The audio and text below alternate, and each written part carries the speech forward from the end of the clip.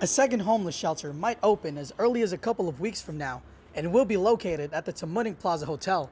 GHURA Director Ray Tapasnya. We actually did what we needed to do to comply with the federal regulations. It's now in the hands of the governor's office and GSA.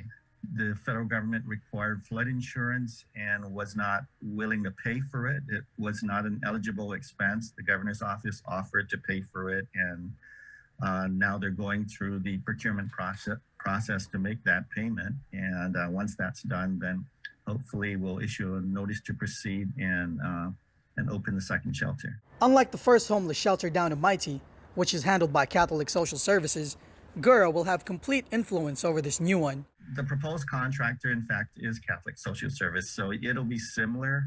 The difference is it'll be GHURA will have complete oversight over this second shelter. We have nothing to do with the first. With the Mighty shelter at max capacity, many of the homeless population are in dire need of a place to stay, and Tapasnya hopes that the second shelter will provide that need.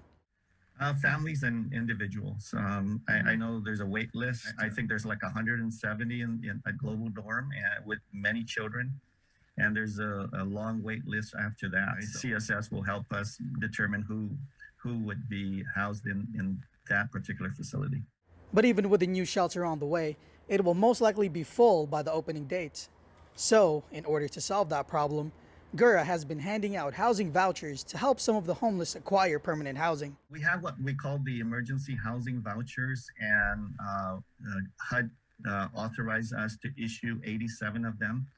And we've already gotten 71 referrals of the 87. So if all of them are eligible for this emergency housing voucher, and these are families and individuals, we like to move them, many of our homeless population, towards more permanent housing. The 71 referrals are already in the process of being interviewed, and some have even been housed.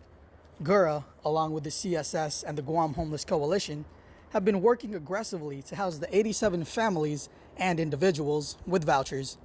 Reporting for Guam's News Network, I'm Daniel Perez.